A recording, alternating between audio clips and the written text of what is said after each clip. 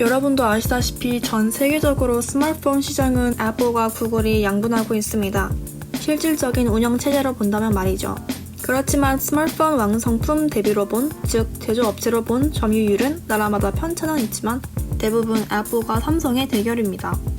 전 세계 점유율은 애플이 26%, 삼성이 28%로 삼성이 1위입니다. 전 세계 인구의 절반이 애플 아니면 삼성을 쓴다는 얘기겠죠. 그러면 애플의 본 고장인 미국은 어떨까요? 역시 예상대로 애플이 59%로 삼성 25%보다 높습니다. 그래도 세계 소비시장 1위인 미국에서 삼성이 여전히 잘하고 있다고 생각됩니다. 그렇다면 일본은 어떨까요? 무려 애플이 66%, 삼성은 6%입니다. 삼성이 한 자릿수인 것보다 애플이 전 세계 어느 나라보다 일본에서 점유율이 가장 높다는 점이 무척 흥미롭네요. 더군다나 본 고장 미국보다 높으니 실로 어마어마한 수치가 아닌가 생각됩니다. 또한 자국 내 브랜드를 선호하는 일본의 특성과는 반대되는 소니의 8% 점유율은 일본이 얼마나 애플 제품을 선호하는지 보여주는 결과입니다. 그렇다면 왜 애플의 점유율이 유독 일본에서 가장 높을까요? 워크맨 문화입니다. 워크맨은 Portable Media Player, 즉 휴대하면서 음악을 감상할 수 있는 생활 패턴을 최초로 전 세계에 정착시킨 일본의 상징적인 텍 상품입니다. 1979년에 처음 출시된 워크맨은 역사상 가장 창조적이며 경쟁적이었던 80년대 팝 음악의 선풍적 인기와 함께 성장한 최초의 휴대용 음악 디바이스였으며 80년대 기라성 같은 팝스타의 음악을 이동하면서 어디서든 듣기 위해서는 당시 꼭 필요한 머스트하브 아이템이었습니다. 그야말로 MTV와 함께 80년대의 대표적 음악 산업 아이콘이라고 볼 수 있습니다. 지금 우리가 스마트폰으로 어디서든 음악을 듣는 것처럼 80년대에는 워크맨이 그 역할을 해주었던 것이죠. 그렇게 휴대하면서 음악을 듣는 트렌드가 가장 먼저 자리 잡은 곳이 일본이며 워크맨 카세트, 워크맨 CD 플레이어로 이어지며 어느 나라보다 포러블 플레이어에 대한 시장 수요와 휴대용 음악 감상 문화가 일본인들에게 일찍부터 자리 잡게 되었습니다. 그러한 패턴은 애플의 아이팟이 상륙하기 아주 좋은 배경이었을 것입니다. 2000년대 이후부터 컴퓨터, 인터넷의 대중화와 함께 탄생한 MP3 플레이어와 디지털 음악 시장은 2004년경부터 워크맨의 소니가 아닌 아이팟의 애플이 완전히 주도하였으며 포러블 음악 소비의 패턴이 80년대부터 자리 잡은 일본은 아이팟, 아이튠으로 이어지는 최초의 애플 이코시스템이 자리 잡기에 어느 나라보다 쉬웠을 겁니다. 일본은 애플의 아이팟을 마치 80년대 워크맨처럼 일상적으로 사용하였으며 애플의 플랫폼이 이 나라에 비해 일찍 보편화되기에 최적화된 문화를 가진 나라였습니다. 이후 아이팟 터치, 그리고 2007년도 아이팟 터치의 전화 기능만 달려나온 아이폰 1세대 역시 큰 거부감 없이 마치 기존에 쓰던 연장을 조금 업그레이드 하듯이 전 세계 국가 가운데 애플의 선호도가 가장 높은 나라이며 미국을 제외한 가장 오래된 사용자일 것입니다. 즉, 이동하면서 음악을 듣는 문화 환경이 워크맨에 의하여 일찍부터 자리 잡았고 그 대체제로 아이팟, 아이폰이 이어온 것이라고 보는 게 타당할 것입니다. 그러니 애플 스마트폰 점유율이 가장 높은 나라는 일본이겠죠? 한국과는 가깝고도 먼 나라 일본. 하지만 일본과 애플은 멀지만 가까운 이웃 같습니다. 왜냐고요? 애플이 미국 이외의 다른 나라에 지은 최초의 애플 스토어스가 바로 2003년에 진출한 도쿄의 긴자였기 때문입니다. 한국의 애플 강남 스토어가 2018년도에 들어온 것에 비하면 아이팟 때부터 애플과 일본의 관계는 일찍부터 특별합니다. 물론 한국이 삼성의 본국이며 과거 안드로이드를 선호하는 한국 시장에 낮았던 애플의 점유율도 애플 스토어가 늦게 들어온 이유이기도 할 것입니다. 스티브 잡스. 많은 사람이 잡스를 좋아하지만 일본은 더욱더 스티브 잡스를 아주 많이 좋아합니다. 왜냐면 잡스와 일본 문화는 꽤 오랫동안 교감을 했다고 합니다. 일본은 자신들의 문화에 대하여 존경과 동경, 교감을 가진 사람들에게 아주 많이 극진한다고 합니다. 뭐 사람은 누구나 그렇겠지만 특히 일본은 다른 나라에 비하여 그런 면이 더욱더 있다고 합니다. 예를 들어 8, 90년대 전설적인 기타리스트였던 메가데스의 마티 프라이드맨과 미스터 빅의 폴 길버트는 전성기가 지난 후 일본에서 활동하면서 일본 문화와 많은 교감을 하였고 부인도 일본인입니다. 특히 마티 같은 경우는 아예 일본에 정착을 하였습니다. 그래서 일본 사람들이 그들에게 보내는 성원과 대우는 대단하다고 합니다.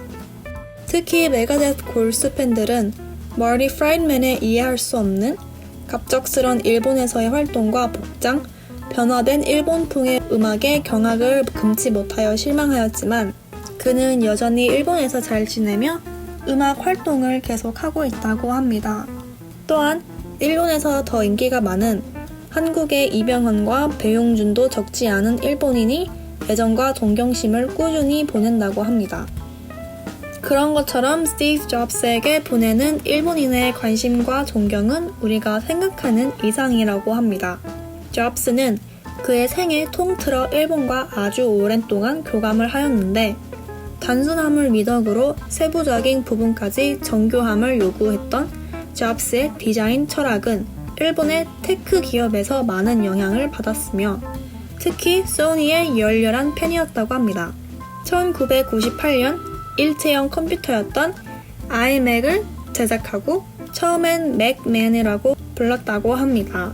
소니의 불세출의 히트작 워크맨에서 나온 의미입니다. 그는 소니의 8, 90년대 제품 디자인과 제조 공정에 대하여 일찍부터 관심을 가졌고 자연스럽게 일본인들에게는 스티브 잡스란 이름이 일찍부터 친숙했을 겁니다. 태어나자마자 양자로 입양되어 어릴 적부터 자아 찾기 등 철학적 고뇌를 한 잡스는 마음의 안정과 자아를 찾기 위하여 오랜 방황과 히피 생활 끝에 그가 최후로 도착한 곳은 캘리포니아주의 일본인 선불교인 선센터였다고 합니다. 그곳에서 정신적 스승인 오토가와 코분 승려를 만나게 되었고 일본 문화인 선에 대해서 큰 영향을 받았으며 그것을 통해 비우는 단순함을 익혔다고 합니다. 1985년 넥스트를 창업했던 잡스는 그런 스승인 오토가와를 정신적 고문으로 맞이했고 오랜 관계를 유지하였으며 오토가와는 잡스의 결혼식 주례까지 맡게 됩니다. 손가락 하나만으로 작동되는 최초의 제품이었던 아이팟 터치 그리고 아이폰으로 이어지는 심플하고 직관적인 디자인 컨셉은 잡스가 오토가와 코분을 통하여 얻고 수행해온 일본의 선불교적 명상과 직지 사상의 영향이라는 분석도 있습니다. 그리고 잡스에게 영향을 준 또 한 명의 일본인이 있습니다. 가이 가와사키입니다. 스탠퍼드대를 나와 UCLA에서 MBA를 마친 그는 맥킨토시에 매료돼 창업 초기 애플에 입사한 뒤 잡스에게 이벤젤리즘 마케팅을 제안합니다. 그리고 애플 제품을 단순한 소비재가 아니라 매혹과 숭배의 대상으로 고객들에게 감염시키는 일종의 애플 컬트라는 현상을 상환하게 됩니다. 이처럼 잡스와 애플이 성장하는 데에 있어서 일본 문화와 일본인과의 교감은 우리가 생각하는 것 이상으로 깊이 연관되어 있습니다. 여러분은 잡스 하면 아이폰 말고 무엇이 떠오르나요? 저는 그가 매일 똑같이 입는 검정색 터틀넥과 리바이스 501 청바지, 뉴 밸런스 운동화가 떠오릅니다. 근데 그가 매일 입는 터틀넥은 일본의 세계적인 패션 디자이너인 미야케 이세이가 제작한 것이라고 합니다. 잡스는 미야케에게 본인이 입을 수 있는 편한 터틀넥을 만들어 달라 부탁하였고 미야케는 자신의 브랜드인 이세이 미야케에서 이미 절판된 상품이었던 터틀넥을 특별히 잡스만을 위하여 전용 디자인으로 순수 만들어 주었으며 잡스의 옷장에는 미야케가 만든 100장의 똑같은 검정색 터틀넥이 늘 주인을 맞이했다 합니다. 잡스가 미야케를 알게 된 건 80년대 소니를 방문했을 때라고 합니다. 평소 소니의 공동 창업자인 모리타 아키오와 일찍부터 교감이 있었고 평생 존경해온 모리타와 잡스는 소니 공장을 견학하면서 물어봅니다. 어째서 직원들이 모두 같은 옷을 입고 있습니까? 모리타는 전쟁 이후 옷이 없었기에 회사 측에서 옷을 지급할 필요가 있었다고 말해주었다 합니다. 여기서 감명받은 잡스는 그 옷의 디자이너였던 미야케와 친구가 됩니다. 미야케는 단순하며 생활 속에서 실용적으로 사용할 수 있는 제품 디자인 철학을 가지고 있었고, 그런 부분에서 잡스와 교감할 수 있는 공통 분모를 가지고 있었죠. 가령 당시 소니 직원들에게 만들어준 유니폼도 어깨 부분이 지퍼로 제작되어 있어서 바로 떼어내면 조끼로 변모하기에 더운 날에는 일의 효율성을 높일 수 있었습니다. 당시로는 굉장히 혁신적인 디자인이었습니다. 미국으로 돌아간 잡스는 애플 직원들에게도 미야케가 디자인한 옷을 유니폼으로 입자고 제안하지만 직원들의 반대로 무산되었고, 이후 잡스는 자신만의 수백 벌의 똑같은 턴넥을 미야케로부터 받게 됩니다. 그것이 바로 미야케 이세이가 잡스를 위하여 제작한 검정색 턱틀넥입니다. 이처럼 일본 문화와 평생 교감을 한 스티브 잡스의 제품들을 일본 사람들이 마다할 이유가 없겠죠? 왜 애플 제품이 다른 나라에 비하여 유독 일본에서 점유율이 높은지 이제 좀 알 것 같습니다.